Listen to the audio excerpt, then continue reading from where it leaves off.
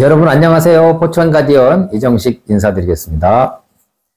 제가 오늘 나와 있는 곳은 포천 장애인들의 자립을 도와주는 그런 센터입니다. 여기 센터 정식 이름이 포천 나눔 장애인 자립생활센터 맞죠? 그죠? 나눔의 집. 포천 나눔의 집 장애인 자립생활센터. 좀 기네요. 네. 네. 하여튼 정식 이름은 그거고, 지금 제가 여쭤본 옆에 앉아 계신 이분이 바로 이 센터의 센터장님이신 이영봉 센터장님. 안녕하세요. 네, 안녕하세요. 네. 이 장애인 자립생활센터는 장애인들의 자립을 돕는 그런 센터가 되겠습니다. 그러니까 장애인들이 어떻게 보면은 우리는 뭐 시설에 계신 분들 이런 연상을 많이 하게 되는데, 이곳은 그런 것과는 좀 다른 기능을 가지고 있는 곳이다. 이렇게 보시면 될 것 같아요. 장애인 문제에 대해서 의외로 알지 못하는 경우가 많아요. 부장님도 잘 아시다시피. 장애인들이 겪는 고통, 가장 힘든 게 어떤 게 있을까요? 일상생활이 다 힘들죠. 그래요? 그것뿐이에요? 일상생활이 힘들다는 얘기는 삶 자체가 힘들지 않을까요? 네? 그러네요. 네. 이 질문이 잘못됐네요. 장애인이 겪는 고통은 다 합니다. 여러분, 장애인은 다 고통스럽습니다. 그러네요. 이거 참 우문이었습니다. 고통보다는 좀 불편함? 불편함. 예. 네, 맞습니다. 장애인이 됐다라는 것은 불편함이 있다라는 거. 이걸 알면서도 우리가 자꾸 강조하는 문제이긴 해요. 최근 장애인 분야는, 뭐 장애인 분야라고 하기가 좀 그런데, 하여튼 장애인 쪽에서의 좀 뜨거운 감자 같은 화두가 있지 않습니까? 네. 조금 전에 제가 이제 장애인 하면 시설에 있는 사람들, 뭐 이렇게 많이 생각을 한다고 했는데, 그 시설에 계신 분들이 이제 밖으로 나와서 이런 사회생활을 하게 하는 그런 걸 이제 시설에서 나온다 해서 탈시설이라는 용어를 이제 쓰는데, 이 탈시설이 정말 필요하다고 생각하십니까? 무조건이죠. 왜 그럴까요? 그러면 왜 필요할까요? 우리 국장님은 네. 군대에 다시 가라 그러면 가시겠어요? 아니요. 왜 안 갈까요? 생각만 해도 끔찍한데요. 우리가 흔히 말하는 자유가 없다고 얘기를 하죠. 자유도 없고, 네. 뭐, 하기 싫은 거 해야 되고, 네. 단체 그것도 참 싫고, 그렇죠. 네, 그런 모든 게 싫죠. 얽매여 있는 그런 것이. 맞네요. 내 개인적인 공간도 없고. 네. 시설도 똑같은 인간인데, 그 장애가 있다는 이유 하나만으로 그분들은 뭐 군대 생활이 아니고 평생을 그 안에 있다가 돌아가셔야 되니까, 과연 우리가 보편적으로 생각하는 보통 인간들이 평생을 사는 그 과정을 전혀 없겠죠. 그러니까 평생 군대라고 생각하시면 되겠죠. 그 말이 확 와닿네. 평생 군대 생활 하라 그러면 하겠냐? 네. 죽을 때까지예요. 정년퇴직 없습니다. 네. 그건 못합니다. 네. 그건 탈시해야겠네요. 네. 그러니까, 근데 이제 좀 그런 건 있잖아요. 또 본인이 원해서 계신 분들도 있지 않을까요? 거기에는? 그게 이제 참 애매한 부분이 하나 있어요. 뭐냐면, 입소라 그러죠, 저희가. 네. 입소를 할 때 저희가 이제 통계 자료로는, 네. 본인이 원해서 가신 분도 있고. 그러니까, 있을 것 같아요. 그 다음에, 이제 옛날 같은 경우는 좀 다 살기 힘들다 보니까는 또 이제 가족들도 먹고 살아야 되기 때문에, 이제 가족들이 입소시킨 경우도 있어요. 근데 이제 그 중에 뭐 한 30% 정도는 본인 의사에 의해서 입소를 하는데, 그분들이 궁극적으로 원해서 입소를 했을까요? 그렇겠죠. 과거를 생각해보면 사실 장애인분들이 원해서라기보다는 집안 분위기나, 네. 그분들이 입소를 했는데 그분들이 실질적으로 원해서 간 이유는 가족들한테 부담 주기 싫어서 하는 거거든요. 네. 그게 과연 본인이 선호해서 갔다고 얘기할 수 있을까요? 그러니까 시설 입소도 자유롭지가 않네요. 장애인분들은. 그럼요. 그러니까 가족한테 미안함이겠죠. 네, 맞습니다. 그러니까 사실 그것까지는 제가 생각 못했는데 생각해보니 그러네요. 시설에 좋아서 가신 분들은 거의 없겠네요. 제가 한 가지 예를 들어드릴까요? 네네. 저희 시설에서 나와서 자립한 활동가가 있는데 네. 그 친구가 시설 들어갈 때 얘기를 해준데 전 잊지 못해요. 뭐라고 하던가요? 그 부모님이 묻더래요. 지인들한테 들어서 시설, 요런 시설이 있는데, 가겠냐? 이 친구가 17년 동안 있었는데, 아이고. 맨 처음에 갈 때 그렇게 묻길래, 눈치가 미안하니까 부모님한테, 가겠다 그랬는데, 그때 마음속에 있던 거 한 가지 못 물어본 게 있대. 뭐예요? 대신 언제 나올 수 있냐고. 그 기약이 없군요, 가면. 그러니까 들어가지도 않았는데, 미안한 마음에 들어가겠다고 얘기했는데, 중요한 건 그 순간조차도 나는 언제 나올까에 대한 생각을 하고 있다. 예, 그거를 차마 못 물어봤다고 그러더라고, 부모님한테. 탈시설 문제는 어떻게 보면은 장애인들 인생의 문제라고 봐야겠군요. 아, 맞습니다. 이게 좀 무거운 얘기고 어려운 얘기일 수 있는데, 요건 뭐 나중에 그 기회가 되면 우리 소장님하고 좀 더 깊이 있는 내용으로 얘기를 한번 더 해보도록 하겠습니다. 그러니까 OECD 국가 중에 그 기록을 보니까 한국의 장애인 관련 예산이 가장 적다고 하더라고요. 이걸 좀 늘려야 되지 않을까요? 뭐 좋은 방안이나 뭐 이런 생각이 있으세요? 어떻게 하면 좀 늘릴 수 있을까요? 이거 늘려야 될 것 같은데. 예산 얘기는 워낙 광범위한 얘기죠. 근데 이제 아까 뭐 OECD 예산 얘기하셨는데 일반적으로 37개국 중에 36입니다. 복지 예산이 저희 장애인 전체 복지 예산이 장애인 복지 예산. 장애인 복지 예산이. 근데 뭐 지금 OECD에서 대한민국 경제력이 10위권에 들어가잖아요. 그렇죠. 네. 근데 10위권에 들어가고 뭐 2, 3년 전에 이미 유엔에서도 선진국이라는 호칭을 이제 달게 됐는데, 지금 제가 알기로는 37위가 페루인가 그래요. 아, 거기가 OECD예요? 네. 그리고 36위가 대한민국입니다. 아, 그래요? 네. 예산 늘리는 거는 뭐 전에 좋아하진 않는데, 전에 이제 정치인 한 분이 그런 얘기를 했어요. 그 증세 없는 복지는 허구라고.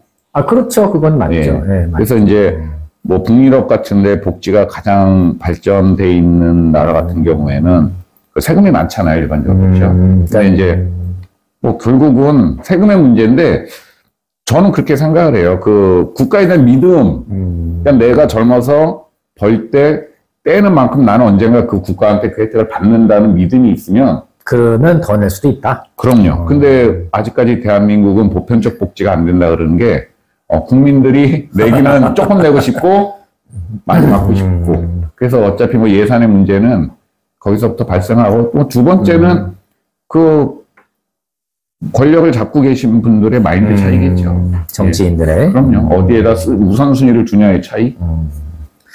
그러네요. 듣고 보니까 증세 없이 예산을 늘리기는 어려우니 지금 상황에서 결국은 증세를 해야 된다는 얘기인데 반발이 있을 수 있다. 이렇게 볼 수도 있겠습니다. 근데 이게 장애인 쪽 제가 지금 여쭤봐서 그렇지만 사실은 뭐 다른 사회복지 쪽 예산도 우리가 많지는 않더라고요. 네. 보니까.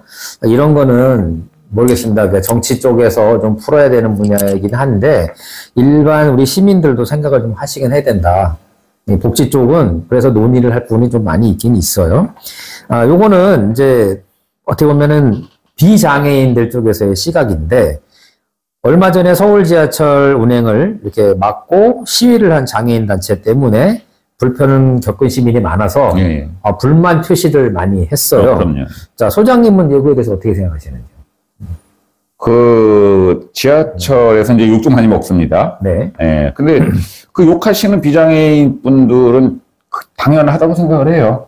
예, 그 순간만큼은 그분들도 출근에 대한 본인들 권리를 침해받은 게 맞겠죠. 네. 근데 저는 이제 그럴 때 이제 그분들한테 드리는 얘기 중에 하나가 어차피 대한민국의 서울에 이제 지하철에 엘리베이터가 만들어진 것도 23년 전 이제 오이도역에서 이제 사망 사건 때문에. 그래요. 맞아요. 있었어요. 예, 장애인들이 그때는 지하철 선로를 점거해가지고 지금보다 그럼요. 지금 이제 그래요? 지하철만 타는 건데 그 당시에는 오이도역에서는 지하철 선로를 다 점거를 했었어요. 그때 돌아가신 분이 장애인이셨던 거죠? 예. 그 노부부 두 분 중에 그 리프트 추락사고로 할머님이 돌아가셔가지고 이제 그게 시작이 된 건데 그때 지금보다 더 심하게 욕먹었죠. 근데 이제 그렇게 해서 만들어진 게 지하철의 엘리베이터역이잖아요. 그래서 만들어진 거예요? 예. 그러면 그 혜택은 지금 장애인만 누리냐? 그렇죠. 네, 맞아요. 예. 거동이 불편한 분들은 다 이용하시니까. 요즘 젊은 분들도 이용하세요. 뭐 저도 가끔 그러니까 하긴 하는데. 젊지는 않으세요. 네. 예. 그리고 뭐 저희가 이제 어떤 말씀을 드리냐면 지하철 출근길에 지각하시는 그 비장애인 분들이 저희를 비난하는 건 당연히 그분들의 권리이기 때문에 저는 받는 입장이고 이제 그분들한테 제가 이제 드리는 말씀은 지각이라는 권리를 침해를 받는 건데 그렇죠. 장애인들은 그걸 안 하면 이동할 수 있는 권리가 없습니다. 그래서 제가 드리는 얘기 중에는 조금만 기다려 주시면은 선생님들은 지금은 잠시 권리가 침해고 저희는 없습니다. 그래서 조금만 기다려 주시면 선생님들 권리는 도로 되찾으실 거고 대신 장애인 이동권도 권리가 된다. 예, 그래서 지금 당장은 조금 불편해 주셔도 다 같이 권리를 누리기 위한 일이기 때문에 예, 요금 달게 먹겠습니다. 그런 시각이 또 있을 수 있겠네요. 네. 저는 그냥 다른 상대방의 입장이라고만 생각했는데 사실은 따지고 보면은 같은 입장일 수도 있겠네. 그럼요. 그러네요. 그러니까 사실 그 지하철 이용하는 분들 입장에서는 속 터지는 일이죠. 그럼요. 출근해야 되는데 못 가게 막으니까. 근데 생각해 보니 장애인분들은 이동권에 대한 큰 제약을 받고 있다. 그 부분에 대한 얘기를 지금 하고 있는 거고 권리를 서로 존중하는 차원에서 들어줄 수도 있겠다. 뭐 이런 생각이 들긴 듭니다. 네, 맞네요. 포천시에서 하고 있는 장애인 관련 정책이나 시책이 어떻게 만족스러운 수준이세요? 저희 활동가들이 뭐 잘 아시겠지만 되게 열심히 활동을 했습니다. 네. 그래서 물론 제가 다른 쪽 가서도 이제 과감하게 얘기하는 게 그 경기도 31개 시군 중에 속도 면에서는 진짜 포천이 빨리 발전했다. 속도 면에서? 네. 속도라고 하면 그러니까 정책이 좀 이게 다른 지역보다는 빨리빨리 이렇게 진행이 됐다는. 예, 일단 가장 기본적인 이동권 문제도 가장 속도가 빨리 돼 있고, 뭐 활동전 24시간 최중증 대상도 협조적으로 해서 많이 늘었는데, 이제 그런 얘기를 합니다. 자, 이동권이 저희가 이제 아시다시피 바우처 택시라는 것도 시의 요구로 그렇죠. 만들어졌는데, 네네. 그게 끝이 아니고 또 문제들이 발생을 합니다. 그렇겠죠. 예, 그래서 또 그거에 대한 개선 요구를 계속 할 수밖에 없기 때문에, 일단 감사는 드리는데 만족은 할 수는 없겠죠. 그럼 포천시가 나름 장애인 정책에 그래도 전향적으로 예. 임하고 있는 건 맞네요. 예. 맞는데 어쨌거나 계속 개선할 만한 그런 상황은 발생하고 있다. 예. 그렇군요. 장애인과 비장애인이 함께 존중하고 조화롭게 살다. 이거 참 이상적인 사회인데 소장님이 생각하실 땐 이렇게 하면 그렇게 될 것 같다. 뭐 이런 거 있으세요? 제가 이제 저는 현장 활동가라 네. 인사남이지 않습니까? 네. 근데 이제 가끔 교육 요청이 들어옵니다. 이제 가면 저는 하는 얘기가 장애 얘기 잘 안 합니다. 그래요? 네, 장애 얘기 안 하고 인권 얘기를 하고 인권. 네, 그 장애 얘기를 안 하는 거는 확실히 비장애인 분들이 아무리 공감을 해준다고 해도 당사자가 아닌 이상 비장애인 분들한테 장애인의 입장을 설명해봤자 공감대가 많이 생기질 않아요. 근데 엄밀히 따지면은 장애, 비장애라는 구분 자체가 저는 되게 이상해요. 그냥 다 같은 사람으로 보면은 그렇지. 아무 문제가 없고 똑같은 사람인데 누군가는 똑같은 권리를 못 누리는 사람들이 있을 때 그 사람들 그 똑같은 인간으로서 못 누리는 권리를 같은 인간으로서 동의를 해줄 때 이럴 때 공감대가 좀 만들어지더라고요. 그래서 뭐 장애, 비장애의 문제가 아니고 다 사람들은 뭐 능력이나 특성은 다 다르잖아요. 그런 식으로 굳이 장애, 비장애의 문제가 아니고 예, 같은 사람으로 보면 그러니까 오늘 참 새로운 시각을 제가 많이 지금 듣는데 장애인, 비장애인으로 구분하는 것 자체가 그러네요. 듣고 보니 조화로운 삶을 위해서 그렇게 뭐 합당한 방법은 아닌 것 같아요. 그 같은 인간이라고 보자니 그럴 수 있겠네요. 사실은 이게 장애를 등급을 받고 판정을 받으니까 장애지 불편하지 않은 사람은 하나도 없거든요. 그렇죠. 예, 맞습니다. 굳이 장애인이라고 하지 않아서 그런 거지. 허리 아파, 다리 아파, 뭐 이빨 아파 엄청 많이 겪고 있는데 그런 등급을 떠나 같은 인간이라고 본다면 맞네요. 맞는 말씀이네요. 좋은 말씀이세요. 요건 이제 개인적인 질문인데 지금 소장님도 장애인이시죠? 예. 혹시 뭐 장애가 중도에 발생하신 겁니까? 아니면 원래 그렇게 있었던 거예요? 그 이제 비장애인 분들이 오해를 하시는 게 네네. 그 중도라는 게 말 그대로 비장애 생활을 하다가 장애가 되는 경우를 말하는데 그거 아니에요? 그 실질적으로 선천적 장애를 얘기를 하면은 그러니까 태어나면서부터 장애인 그렇죠. 거? 네네. 한 5%, 7%밖에 안 돼요. 아, 그래요? 예, 나머지 분들은 그 기간의 차이일 뿐인 거지, 예, 뭐 한 92, 3%는 다, 예. 그러면 날 때는 장애가 아니었는데 그렇죠. 장애가 발생했다 이런 저도 얘기네요. 2살 때인가? 네. 사고가 있으셨어요? 사고 아니고 그때는 제 나이 또래 제일 많았던 게 있습니다. 뭔데요? 소아마비. 아, 그건 병인가요? 질병이 들어가. 그 전염병이라고 저는 알고 있었고, 저는 주사도 맞았는데, 백신도 맞았는데도. 예. 아, 그러면, 그러네. 태어나실 때부터 그런 게 아니라 중간에 되신 거네요. 막 걸음마 할 때, 저희 어머니 말로는, 예. 아, 그래요?